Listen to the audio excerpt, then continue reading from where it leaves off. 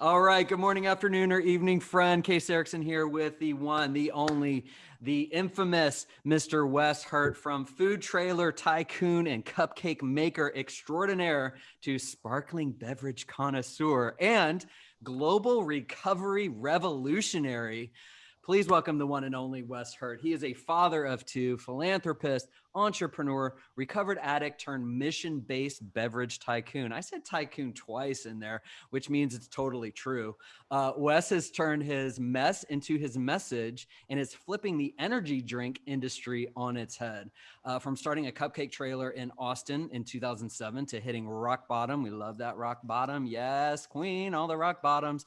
And getting clean, which actually led him to start an energy beverage company called Clean Cause. What's up? I'm here with all the things. And he started in 2014, which he calls his business with a purpose. So he's really fulfilling his calling of leaving the world better than when he found it. He's been featured in Forbes, Thrive Global, Texas Monthly, and numerous other publications, which continues to expand his purpose, which is to create a sustainable source of funding to combat addiction by giving back 50% of profits to fund sober living scholarships. And to date, more than 1,900 addicts have been given an opportunity to cross what Wes calls the bridge from rehab to reintegration. And Clean has also donated close to $1 million in scholarships to date. So from hiding in the dark to shining his light, welcome, Wes. Woo, woo, woo, woo, Look. Hey, calm down, everybody. Calm down. We only have 30 minutes, okay? No, or 40. But anyway, hey, thanks so much. It was really gracious and, tycoon. Wow. Yeah, tycoon. Just So own it. It's kind of like a typhoon, but with a C. my my ego was actually kind of in check today until you said it twice. And then now I'm ready to tell you everything I think I know and enlighten the world. Okay? Yeah, it's over. It's over. Yes, We're done. yes.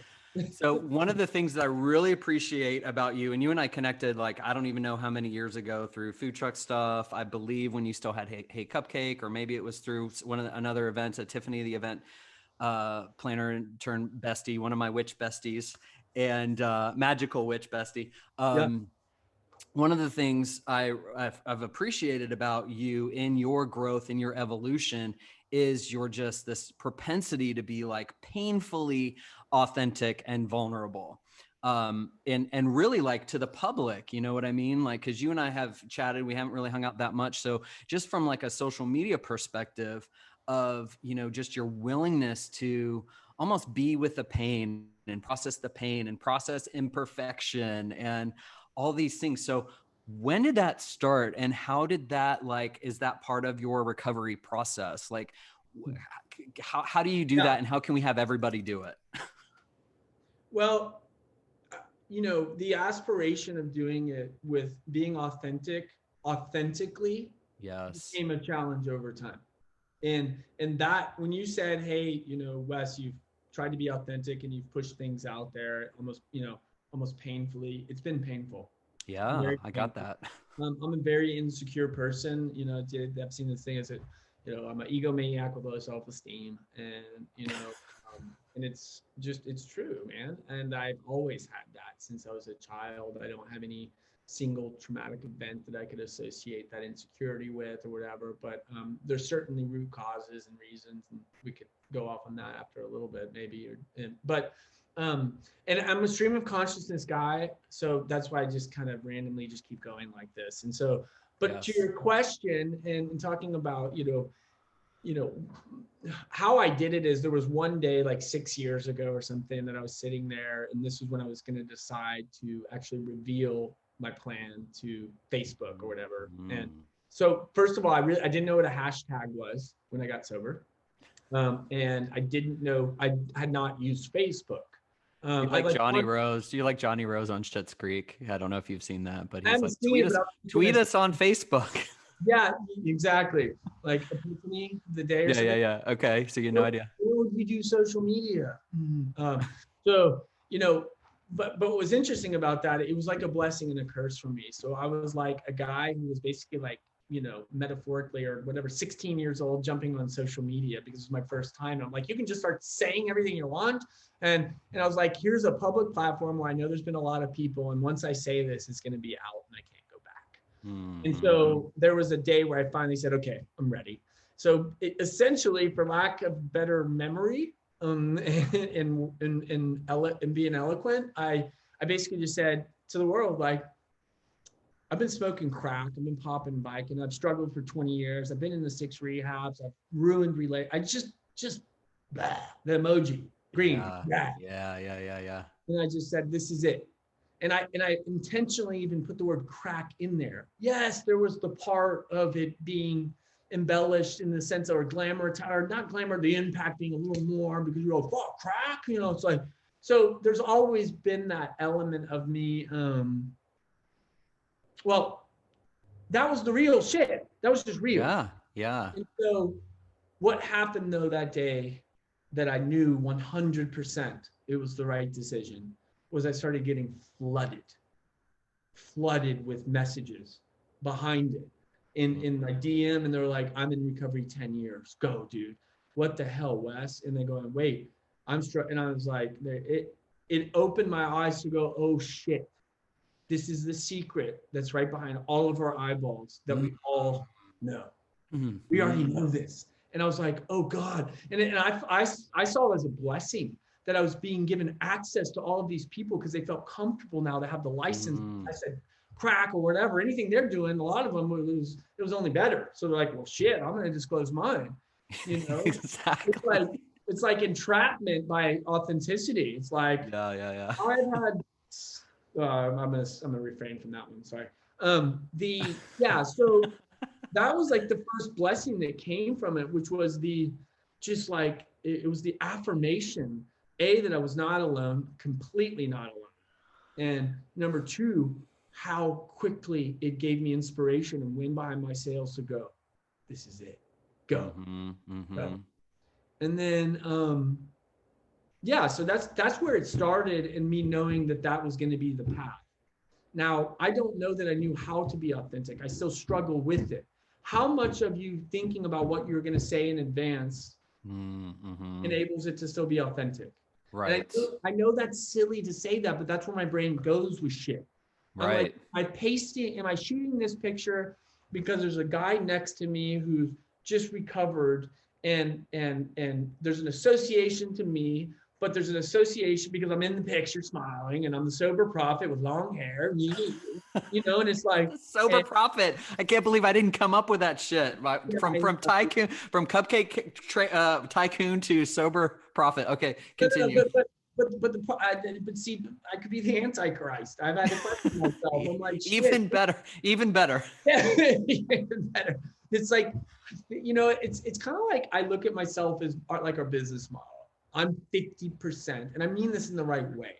I'm 50% like just genuine, honest, heart, and real. It's real. I know that about myself, and I love that about myself. And then there's the 50% that wants to fuck that up. And it can show up as authentic, but fucking it up. And so, over the years, I had to basically just say, hey, between my manic highs or lows, and not from a bipolar standpoint, but when you get into recovery early, you have these new, just like, hell yeah. Like jailhouse Jesus, you may start believing in the body, you may start yoga, I'm going to become a therapist, blah, blah, all of the things that happen, which are not to knock anybody, it's human. We're feeling inspired, we're feeling this new lease on life. And what happens is the range of emotions. And I displayed that in a way that over time, especially if you look at it, it looks insanely irregular. And it's because it is. Life's happening, and you're growing and you're changing. And so that was a long, loaded answer, and maybe still speaks to some of my insecurity about it and trying to understand. But I know that being authentic and striving to be authentic and trying to show up that way and being open to explore that without expectation is my new. And that's been really hard because if I have a certain jawline angle and I'm targeting lady, not ladies, but that heart is what the expectation I wanted. That like, that share, that comment. And I still struggle with that greatly. Because I think addiction, shame is a huge thing in addiction in life. And so I have these little mechanisms to make me dilute certain things I might have done that I wasn't good with. And that is an outward affirmation of people saying, how could 100 people be wrong about my character? But they don't know that it told that person to fuck off in the grocery store. I'm Mr. Clean, don't you get it? Yeah, exactly. So that's kind of, there's. How do you mean addiction shame? What's that? How do you mean addiction shame? So not assigned to addiction. Like I'm so Right. Yeah. So I'm so fucking happy to be someone in recovery.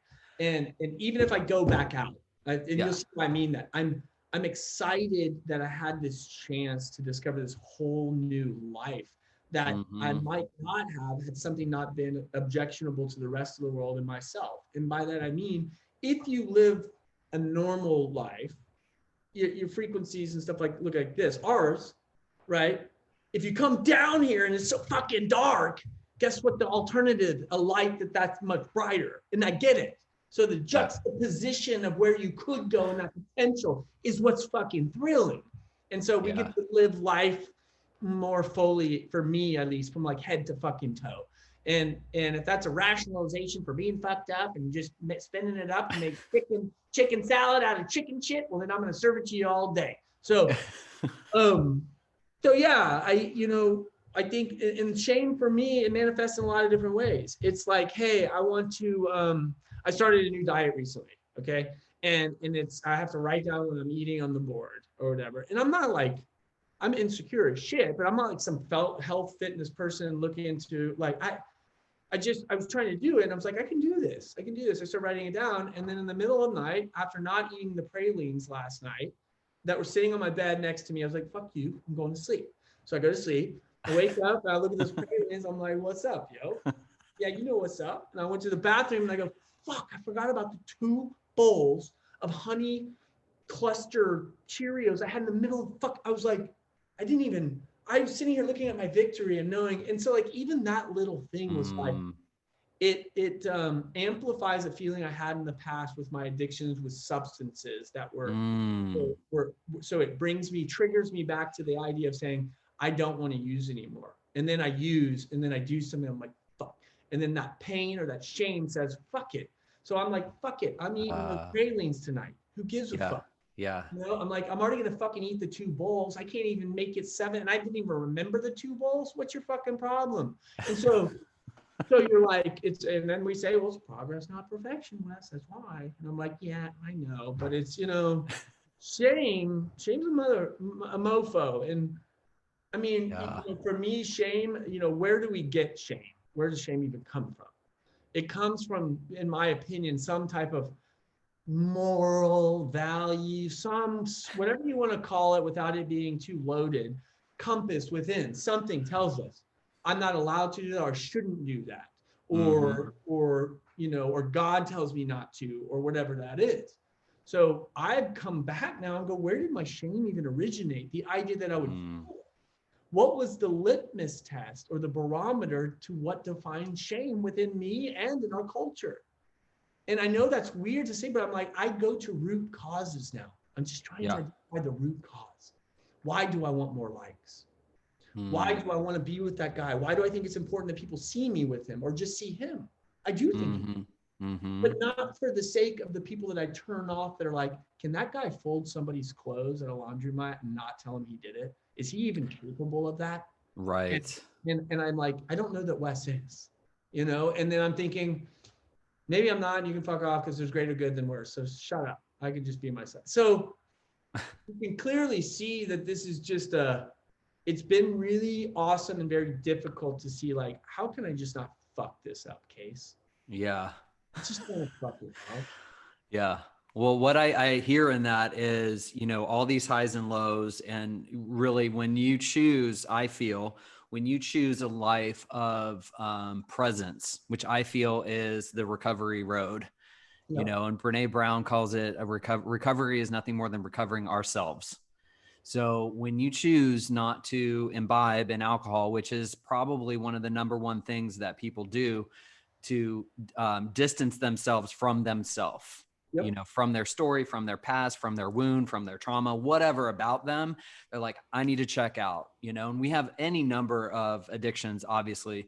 But, certainly alcohol is one of them. So when you choose a life of sobriety, or when you choose not to, go down the road of drugs and alcohol, you it's like a commitment to living life in the present moment and living life authentically. And so when you start down that road, then you start seeing like, oh, what the hell? I'm bringing my addiction onto social media. I'm bringing my addiction onto fucking the fridge or the freezer and the food and the sugar and and it feels like it's a never ending. Well, It does feel to a certain degree never ending. And it's like, it's okay that it's never ending, because that journey of authenticity I have felt gives me access to, more power in that admission that I'm powerless, or there's a part of me that's powerless. This notion of trust and faith and surrender, so I mean, in that humility is a demonstration that you can actually feel from people, that will enable you to be more open to hear other alternative perspectives across other competencies, not even addiction. It's just yeah, like this. And I think you nailed it. You said basically, I feel something and I don't want to feel it, so I use this. When I right, use this, I'm escaping from what I'm feeling, which is the present. right, And so I'm trying to stay in the present because I'm just recovering myself. What's fascinating, I was on the call with somebody yesterday, and one of the issues I've had with what I'd call orthodox recovery is the idea of holding on to a date so closely. yeah. It drives me insane. And the Mm, reason it drives me insane is my little old me experiment in real life with other people. So it's mm, not representative. But what I get, I got an email, a text yesterday, or a message through Facebook, because I don't know the guy, famous guy actually, and I was like, you probably have more qualified people to reach out to. I'm like, I'm like not a recovery expert. I don't know shit. I'm just pulling triggers, guys, to stay sane. I don't know. Hey, like, you're like, maybe I shouldn't have had Wes on as a guest. No.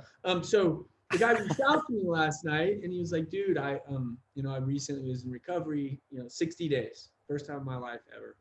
And Wes, and I don't know him. He's like, he was talking to me like, he's like, Wes, I thought I had it done, and now the shame I feel, I can't tell my parent. I'm appalled for my fans, everyone. And I go, mm, yeah, I get it. And I was just like, yeah, I go, because you're human and you feel that way. And I go, I'm going to say one thing first, which is the answer, in my opinion, which is the obstacle's the way. And I mm, go, so you walk into the fire. And I go, but people told me that when I first came in recovery, and I'm like, fuck off. Who are you, Nietzsche's or Nietzsche? Whatever. It's like, but I'm just telling you, that's the truth. Now let me try to break it down a little bit for the hangover you have. Okay.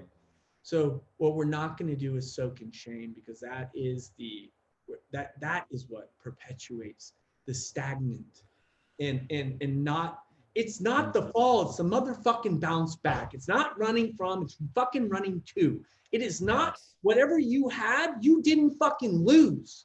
You Mm, still have it, dude.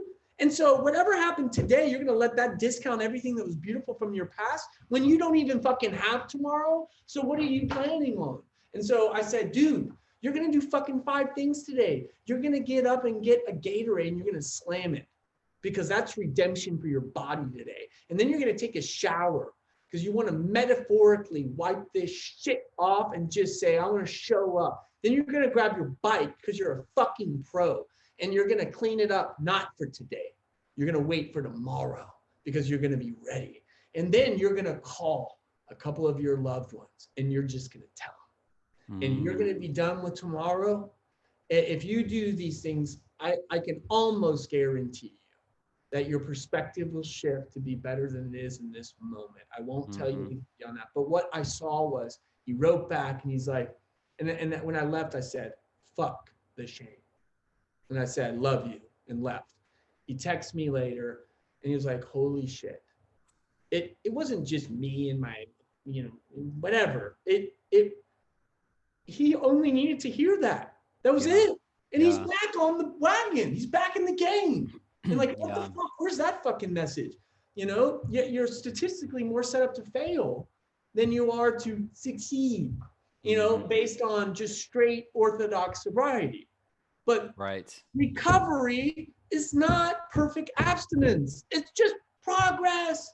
And it's setbacks and it's progress and it's life. And sorry, I just kind of go off on that because, I also had one more little thing because it speaks shame so fucking powerful.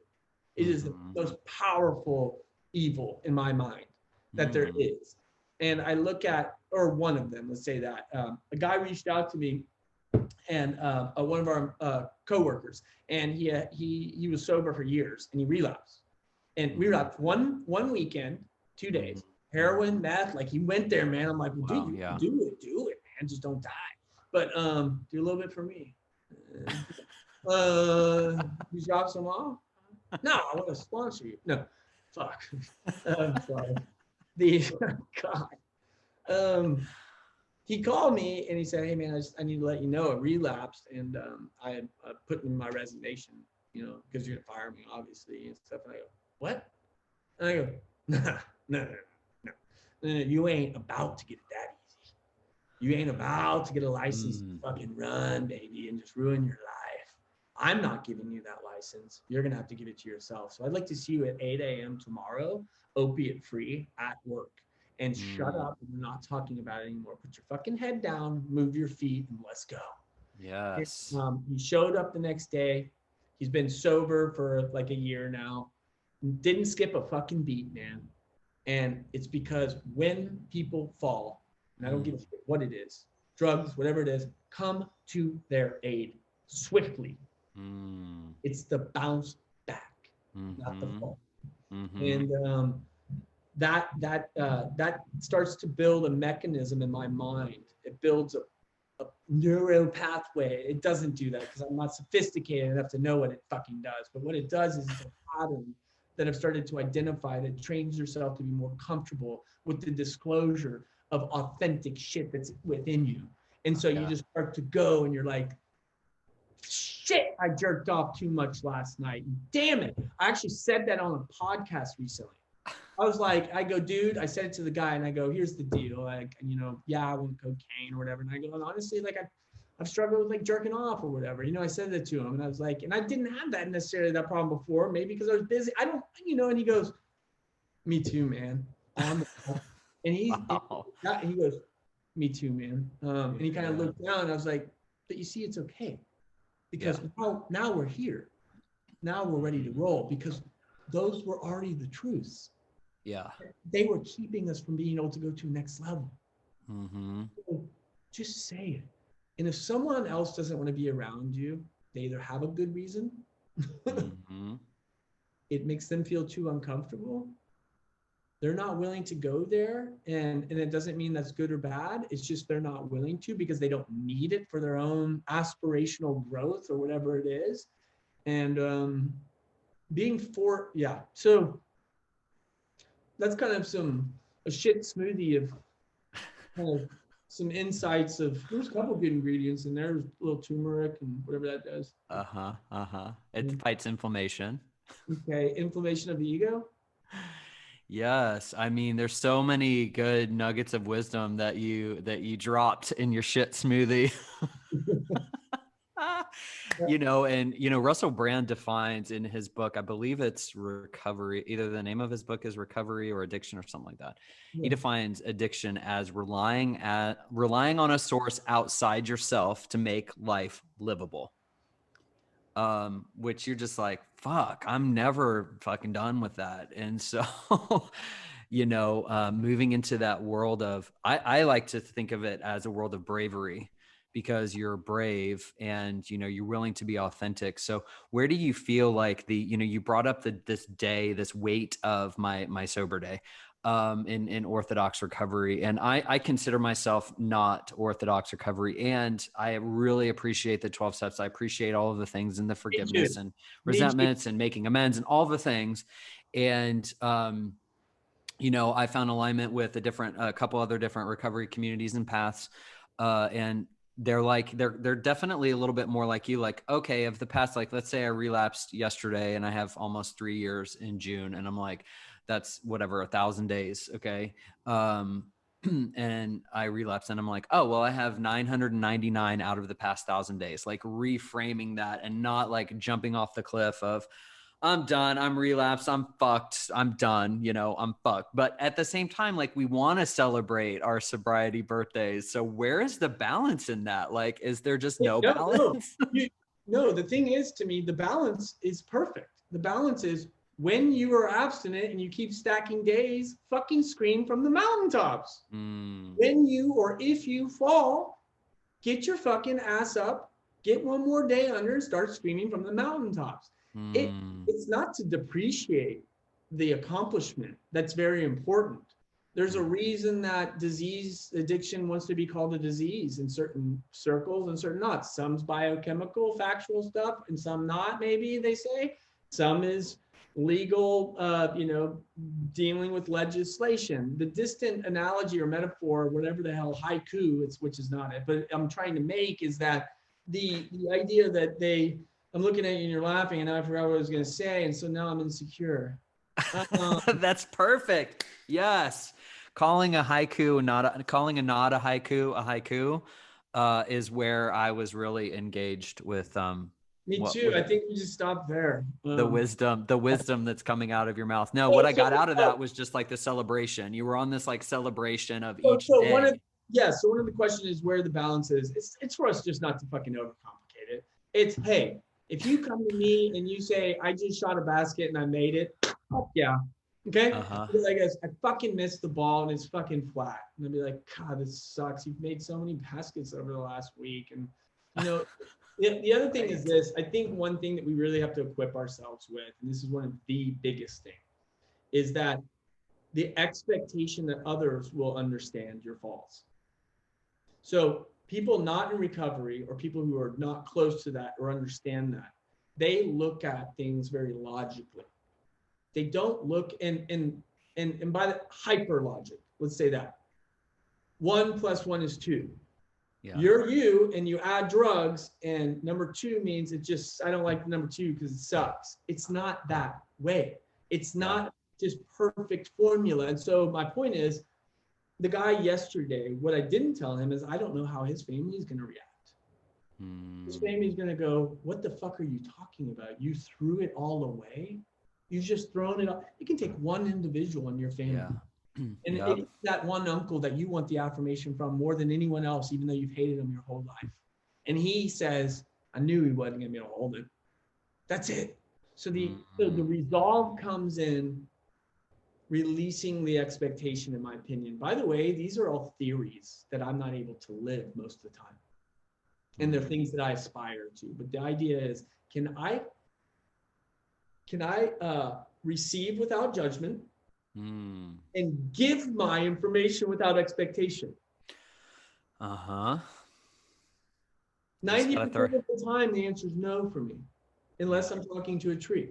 And we are fucking perfect.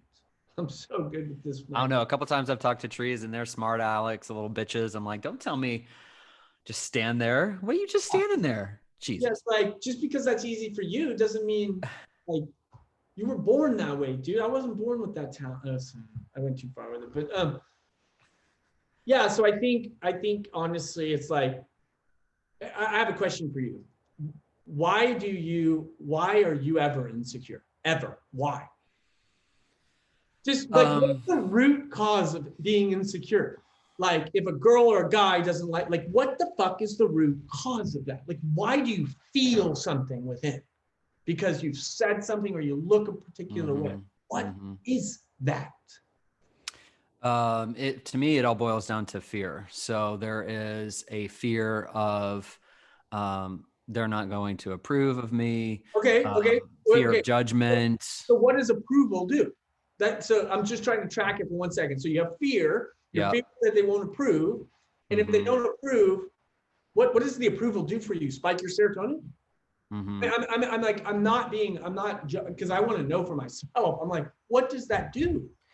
Well, I mean, I've definitely, I think, you brought up in the beginning, like, where does shame come from? So Yeah. I believe it's Yeah. programmed. It's a program. Yep. We don't come out as babies being ashamed of who we are. We're like, and even into like maybe toddlerhood. I mean, this because you've got kids. Yeah. And so like I'm thinking it through as you're going. I'm tracking with you. Yeah. So they're just like these little beautiful expressions of the divine. Like they don't give a fuck. Right. And so, I mean, that is who I am with 40 something years on top. That is who you are with however many years on top. So we are the same. We're just, as adults, we are those children, those babies with programming. Now, if the with programming, facial hair. What's that? With facial hair.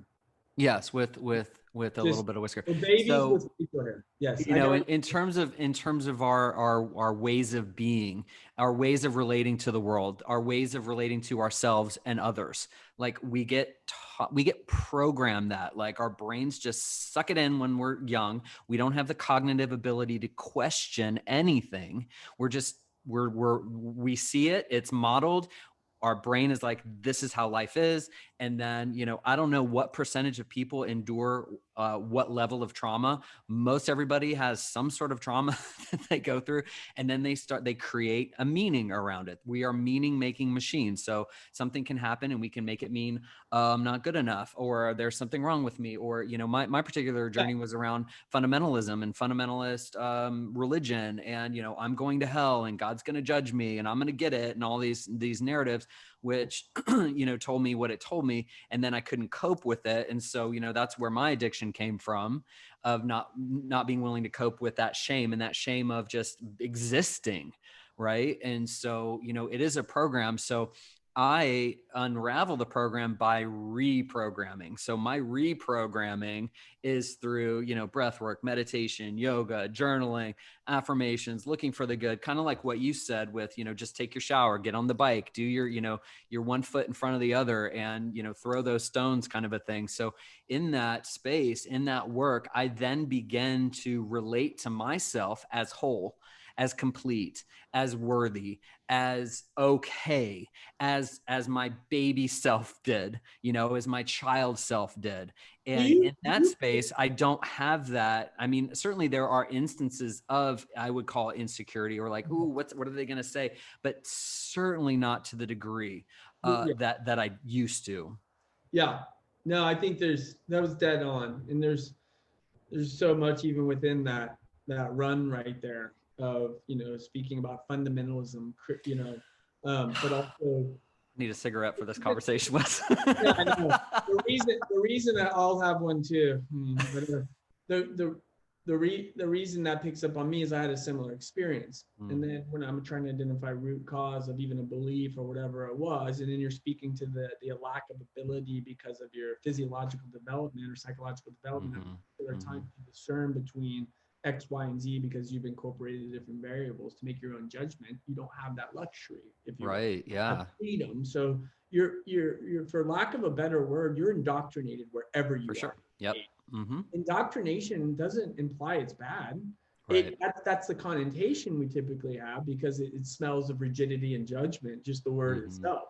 But to me, it's really it's like someone. So I had somebody come. We had somebody come over from a big company to be president of a company for 20 years. He was there for 20 years. No matter what anyone says, he's been desensitized. He's been institutionalized. He's been all of those indoctrinated. There's a level of that wherever we are when it's been done for X period of time, and we have adapted things to be able to exist better in that place. If it's using drugs because we need to feel it, or if it's doing the reprogramming that you've done. But those are kind of like just things you can't get around as a human. You've been exposed, stuff's happening in your head as your eyeballs process the information, a feeling's invoked, either historical trauma or new, and I've created a new thing and I'll start to reinforce that so I can exist and survive in the world. And so yeah, and you said something about trauma. Like, I never wanted to be the guy to believe that trauma was a big piece of life. I just didn't want to be, because I thought trauma was you had to have been raped or molested, or and I say that I didn't just think it was that, but right. It's severe, like a big. There was this like psychological or emotional tipping point in your brain when X happens, this happens, and someone told me this, and I'm really fascinated to learn more about it, to be honest with you, because I've been able to recognize some of my traumas now, and not feel, God, this is so terrible that I was about to say that, less of a man, and even more so like that people would question my sexuality, because I'm willing to say that my trauma came in the form of almost getting my ass kicked in front of an entire school. It came in how alone I felt. It came in how unsafe I felt my entire life. It had nothing to do with physical, that component. And then the trauma of fundamentalism. The irony behind it, if I'm intellectually honest, is that could there be truth in that? Could I believe in what that is, absent from my parents? I don't know. But I don't remember learning to speak English or ride my bike. I just know I know how to do it. And so I question that shit. I'm like, even the God that I was taught, everyone. So I'm like, hey, God, can we take them out of the way so I can see if you're real and we can figure this out? Because I've been going through middleman this whole time. And I'm not interested, because I want the real deal uncut. And if you and I are real and there's a spirit within me that's predestined or has the ability to make its own decision, and you have the power that you do, and I'm not calling you out, God, right now, because I'm not looking to get struck by lightning today. But what I'm saying, maybe tomorrow. Tomorrow he'll say, like, fine, 12:01 a.m. Thanks. So it's like those are the conversations I started having. Removing that and saying, am I able to be fair and remove my parents from this doctrine and this Bible and Buddha and this? And then that was a new level for me, because now it wasn't about my parents. It was me saying, hey, God. And I did this like 3 years ago, one of the most terrifying things for me. I said, hey, God, I don't really want you right now. Because I don't know who you are, and I don't like the God that I thought you were based on what I was saying. And so I hope you don't kill me for this right away. I hope you give me a minute to like accept. God's like, no, I'm going to make it slow. And, that's just FYI. Most of the times, that's how it's going to go. Just heads up. You're going to die, but it's going to take a while. Yeah, so, that's the place that I found it, man, where I was like, dang. And so now I'm in this process of my recovery journey, if you will, of removing obstacles from that created or contributed to certain fear or constructs, so that I can now assess and audit the construct itself to then eliminate it aside from the people who introduced me. And that to me is closing the loop fully. And saying, I'm not mad at God because of my parents.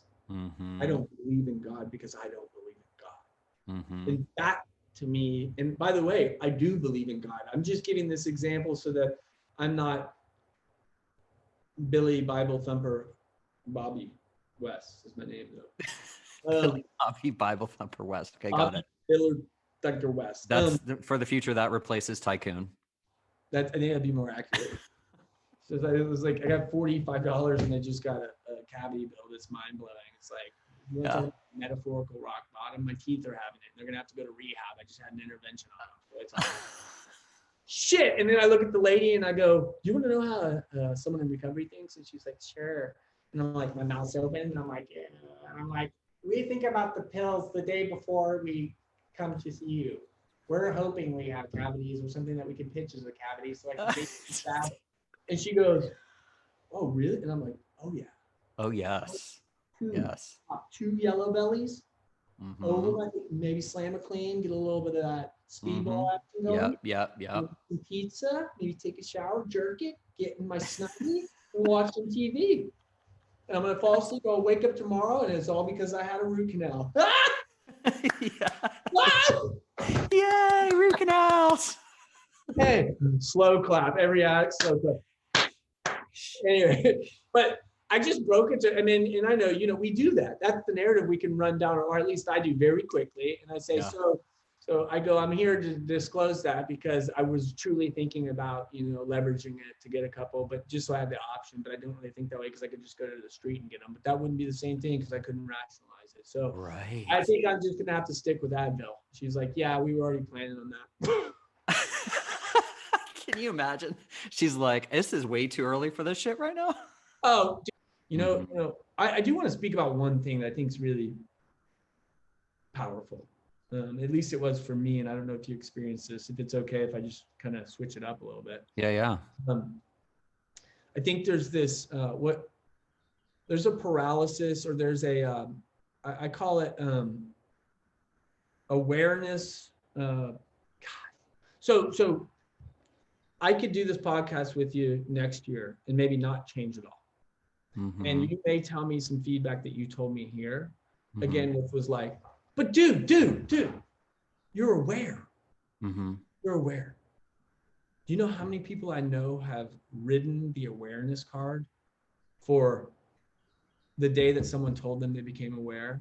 The awareness card became their healing when that was only being made aware. So here's what I mean by that. I know it sounds so stupid, like Yogi Berra is behind me. It's just feeding me words. I'm picking up what you're dropping down, and I'm curious where it's gonna go. And here it goes. So you say, if you don't change, stop even acting like you're fucking aware. Because the people behind me and my loved ones have celebrated me for being aware, but I didn't change anything. So many aspects of my life. So what I'm saying is, people or early recovery, be careful that when you start getting these affirmations for becoming aware of things, that in and of itself is a victory, but not the finish line. It's the encouragement, the catalyst, the ignorance was bliss, but it stays ignorance if it doesn't change. And I know it sounds weird. It's just something that I'm battling with my life, saying, looking in a mirror, going, dude, you know you're next level. You're aware. You know that everybody thinks you're vulnerable and it's so fucking courageous. You're awesome. You can just inspire a fucking plant. Yeah, great, dude. But it's not bliss anymore. You've discovered some more things about yourself that you could course correct. Are you willing to go to the next stage? So whatever you could do, Chase, because I have a case that you could do to articulate that better, or to figure out how that, but it's fucking powerful, dude. Because going to the gym doesn't get me in shape. But people will tell me it's fantastic. And if they see me even going for years, they're like, yeah, but you go to the gym. It's not about perfection. It's about identifying for ourselves a couple of those things that we know we've become very aware of. Now we know that the audiences can keep shifting, and we can hold on to that thing, just being aware and being like, so fucking aware. I get that little scratch right when they say, dude, you're aware though, man. You're aware. And that's the battle. And I go, right, that's half the battle. That's why my business model is 50%. Right. Because I'm going to go halfway. Yeah. So, I don't know. I guess it's a call to action for all of us, and for myself mainly, to say, what are things that we've been aware of for a long time that we have ridden on because there's no pressure, because we've been given some release because we're aware. Now, what's the next step of change? And by that, I mean, my parents could be, at least you're aware that you act like that in a relationship. At least you're aware that's the first step. Well, cool. You took the first step. So if I call you in 6 months and you're still on the first step, maybe you should ask me if I'm doing the same shit. My point is paralysis and awareness. Awareness is the ignorance being removed, and it was bliss. It is no longer. Mm-hmm. This fucking apathy and laziness within that. Mm-hmm. And I'm saying that to myself. Mm-hmm. And you already know what happens when you've leaned into the chapters before. Mm-hmm. It gets better. Things, the pain yields so much. Why don't we believe that will continue to happen? And I'm not saying we all don't, but I'm speaking to some people out there, maybe who are at the front end of this deal. And guys, you're going to become aware of some things. Celebrate that. There is something to celebrate. Just like you should celebrate your recovery in the amount of time. Mm-hmm. But that's not the victory. The victory is here and then there. My awareness, in theory, should continue to grow, or at least for me, operationally, a perfect awareness would look like one that's followed up with some actions within 72 hours. Like that's the legal, you know what I'm saying? Some type of thing that combines action. Yeah, it's not really, really acutely tied to it, that you say, no. You're 50% of the way there now. And again, these are conversations to have with people at different stages in their recovery, clearly. You know, you want to just be like, oh, fuck. They're like, I just got here, dude. You're like, I just got here. I cannot process what you're even talking about right now. And I'm like, I know, but I know. Let me just keep talking because I like to hear myself talk. No, I don't know. This stuff is fascinating to me. I feel so grateful we get to even talk about this. Like, I mean, imagine what people are doing today in their normal, I feel horrible for most of the world being given my greatest dream as a result of living a nightmare. And I'm like, what? I never dreamt to sell cupcakes, especially when my machismo that is supposed to be ingrained in this society was compromised on a traumatic level that I know it was when I was a kid. And I sold cupcakes. And then I ruined that in relationships. I went to the bottom of the fucking barrel, only to realize that my dream, which is entrepreneurship, in my heart to want to try to help somebody just as a kid, which I didn't design or something was in me in the sense of just being really sensitive. Let's call it that. I'm just a really sensitive person. I'm very empathetic.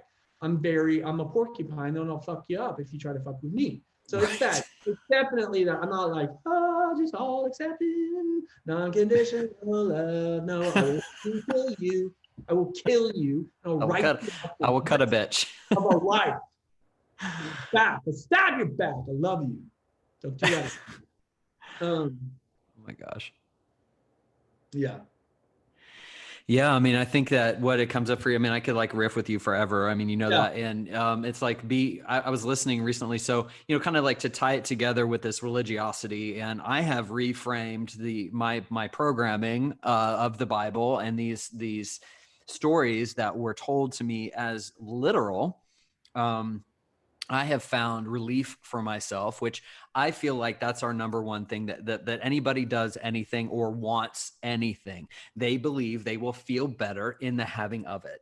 And so that is the driver to do anything. That's fascinating. That's fascinating and very simply brilliant, because the alternative would be discomfort. And I don't know many people that would like truly, they'll say, I like being in pain or I like being in discomfort. Like, no. If you had the perfect preference, yours is an absolute right. Like that's we all just want relief. And so I reframed a lot of the biblical, because I'm like, okay, there's some good stuff in there. What if it was all a metaphor, you know? And I started really digging deep, you know, works of Neville Goddard and Joseph Murphy and all these guys who really kind of reframed all the stories in the Bible into metaphors and really digging deep into this mystery of, you know, what we call the illusion of Maya, this world of duality, and thinking that the only sin is believing that we're separate, so that we're one with everything, you know, and this notion of the tree of knowledge of good and evil. And like, that's what awareness is. Like, we have the awareness of both sides, and then finding ourselves in the center as the central character here to save ourselves from ourselves and bring into the divinity of everything that's around us, just as the Christ character did. And congruently, we're also all 12 disciples, and we're the angry, jealous God who's like throwing shit and being like, fuck you, you're out of here. I'm gonna kill your ass. We're everything. We're everything. I'll sleep with Bathsheba and send her husband to the front lines. All of it. Like we're everybody. We're, to really get into the space of unconditional love, if that's really what it is, to drop the judgments on ourselves and everyone else, and move into this space of awareness and just being with life. And what was coming up for me in your share was like in James, it says, be ye not doers of the word, or be ye not hearers of the word, but doers also, and faith without works is dead. So, I mean, these things are universal truths that apply to our lives. Like, what good is it if I'm doing nothing? So the thing that I do is, facilitate these conversations that allow people to actually move into their next phase, move into their awareness, move into like, yes, great, good job. Whatever, like, congratulations, here's your gold star. And I don't give a shit if you're not applying it. So how to apply it in contrast to the stories, the programs, the narratives, and all the things. And, it kind of sucks. And at the same time, if we're moving in the direction of our relief, in knowing that is where we're going. What's your intention? We're generating our own relief along the way, even though we haven't maybe necessarily. I mean, that's been my journey as an entrepreneur. I'm like, where's my da-da-da? Where's my da-da-da? Where's my da-da-da? Where's my da-da-da? Oh, I don't have that. Oh, I don't have that. And like everything's breaking down, and everything is like, I mean, I'm in constant, I have the constant ability to possibly say, oh, this is a sinking ship. Or I can say, oh, I'm along the way, and the evidence would speak to both 100%. So I'm just at the space where it's like, that's everybody, really. You can choose to believe that you're on the way and generate your own relief and feel better. Congratulations. You gave yourself what you want, and you didn't even need to get the thing that you thought you needed. Yeah. Because all you need is the faith, the imagination, is the momentum, is the forward motion. So it's kind of wild. And like you said, we could talk about it forever. I do think one thing that, and again, it's just so relevant to recovery and potential. So a little breakthrough that I see that you had then on your fundamentalism, or that, at least that position, and the reprogramming that you've done through your education of alternative perspectives and so forth, was this idea that, hey, I don't have to take it so, when I remove the idea of it having to be absolute literal. Right. When you kingdom of heaven is within. What? The relief between the things you could extract that were good in and of themselves to all, you were able to realize, and in a way, it's reconciliatory with your upbringing. Yep. In a sense of honoring the certain pieces that were leveraged in a way that's still applicable, but your own truth. Right. And that's pretty radical. Another one I would say is the reason I brought up disease earlier with recovery and addiction is that there's typically two camps, it's pretty strong. And I have found that when people argue just about that or talk about that, the conversation never goes beyond. And so it's like, am I Republican or Democrat? Well, I don't believe in abortion, and be like, bye, and it's like, fuck, did we not talk about the other 75 million things? Like, do we think there's a solution? If someone's gonna get an abortion and you don't have a fucking right, do we want them to be safe? Like, do you think that like a child should be hurt in the process, or that the mother should be can we talk about, and if you say no, then I go, okay, cool. We were already done on that one, and it's okay. But what I do then is we come up and we say, is it addiction? And I go, don't give a fuck. Do we agree it's a problem? And they go, yeah, but you have to understand the problem to then do the solution. And I go, yes, you're smart, and I don't want to talk to you anymore. Next. You know what I'm saying, though? It's the same thing that you did, in a sense of there's some good hacks, if you will, that we can do that lead to a greater good. And they're not that difficult. It's a perspective shift. We have to own them without expectation on the other side. And if we do that, which is what I aspire to, but I don't live 90% of the time, but I do know that's the way, man. I know it. And it's just, you just got to keep doing it and just saying, okay, here's enough. And we have so many opportunities throughout the day. It's amazing how many opportunities we get. If you just go to 3 stores today, you will have the opportunity to lean into a fear somewhere. Oh, yes. And it's mind-blowing and cool. It's wide open, man. That world's wide open for you to go live and learn and to change and to get some of that damn relief that you were talking about. Because I think you really have You have something there in terms of just this, it's not oversimplified. It's simply brilliant. And those are very much different things, obviously. So cool, man. I appreciate that perspective, especially in the context of the fundamentalism, since I come from the exact same cloth. Gosh, I mean, it's the I'm kingdom already of heaven thinking is about the within. cuss words I've said on this thing. I'm like, well, I'm going to hell for three. I mean, like the kingdom of heaven is within, heaven and hell, regardless of what someone might believe, which is not really provable in the future or the whatever. I mean, I personally feel like the creation of the illusion of the afterlife is the greatest accomplishment of the ego. Like ego's like, I'm going to live forever. I'm like, really? You sure about that? Anyway, thinking that it's heaven and hell are inarguably a possibility. Those two possibilities exist for ourselves right here, right now. No matter what you want to believe, those are possibilities. I can choose my suffering or I can choose my relief every minute of every fucking day. And so that's the awareness. That's the choice. And then I would feel like I want to end our podcast because I like to run the show. I was wrapping it up, but okay. Well, what I was going to say is I was going to try to end it in one question. Do it. And it begs to me all of these things that aren't leading to a point necessarily. This answer is not a destination. Mm-hmm. It's just an answer. And what the fuck is the purpose of life? Mm. Why do we aspire for anything that we both feel are good that we've been talking about? Mm-hmm. Like, why? If everything is a product of nurturing and nature and there's nothing big, like somebody created that or came, and again, that's why I just said, like, I'm like, oh dude, I'm screwed.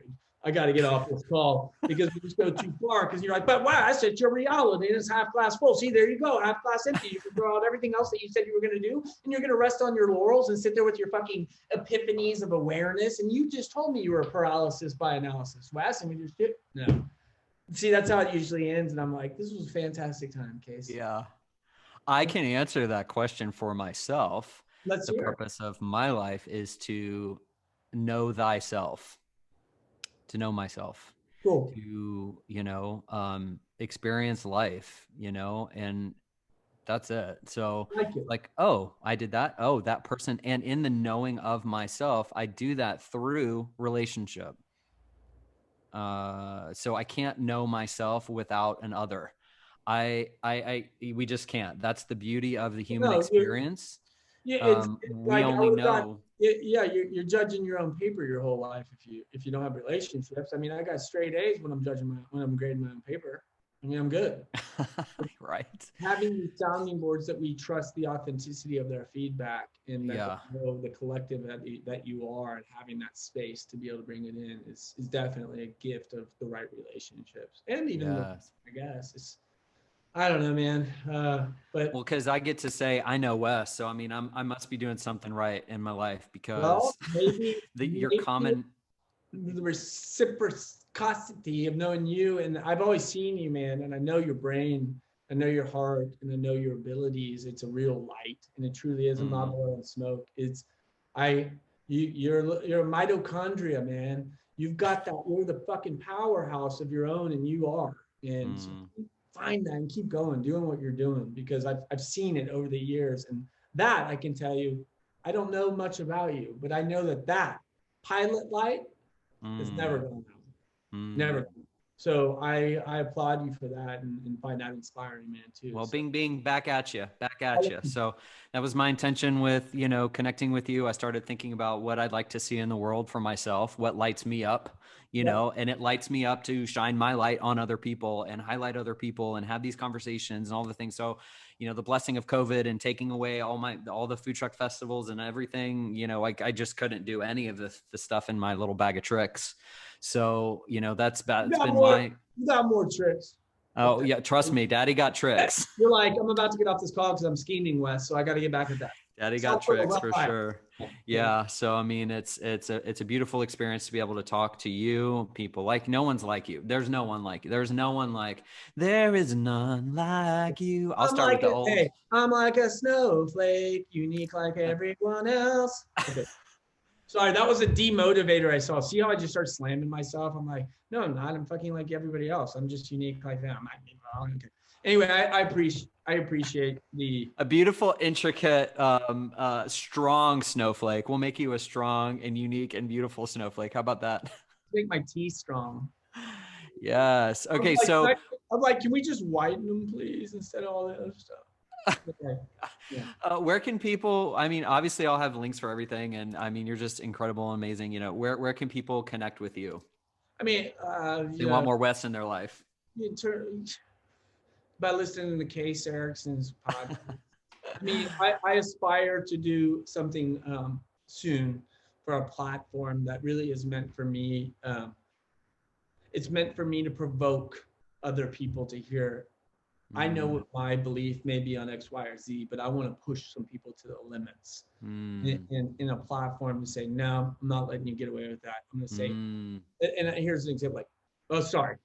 So they can go to cleancause.com, Facebook, there's this thing like Instagram. You know, you can buy our product online, Amazon or whatever. But you know, if you're out there and you have felt something that I've said or Case has said, and it's inspiring, is that, you know, these are pieces of the ingredients to clean and kind of in part of the DNA of clean, at least the ones that were good mostly, and put in there. And so if you back clean, yeah, you're backing Wes and the mountain home I hope to get one day. Yes, you are. But you know, you are putting wind in sails that is an investment in others' lives. Oh my gosh, not yes. A period when you buy clean. It is a dot. Yes, I love that. Come join us if you want to, or drink it. And if you don't like it, buy our can and put Red Bull in it, so you at least are given the cause some awareness. Do you see? That's practical. Right. That's real, and that's O-fucking-K. So anyway, thanks, brother. I appreciate you. Love you, man. Yeah, I love you too. I'm so excited to see what you cook up next. Every time I turn around, you've got something amazing. I got one going on. So I'm really, really excited to see what's next, and know that you're bringing, you know, through all of the projects and all of the ups and the downs and everything, that heart is, I would say, more than 51%. So you get the brownie points for leading with the heart, being willing to. But do we have an electoral college? Yes, it's mine. I run it. I'm the. Oh, you run? Okay, then we're good. I have popular vote and electoral vote. Yes. It's a monarchical thing as dictated by me. I have the authority because I said so. So, I mean, I learned from the Bible, and the Bible declared itself as the authority. So I'm all about declaring myself as the authority, because that's what the Bible said to do. as long as that gives you relief, which is what you all about the relief, and for others, then I think we have just come full circle. Peace, brother. Mic drop. All right, Wes, I will talk to you soon. Until next time. Yeah. Bye.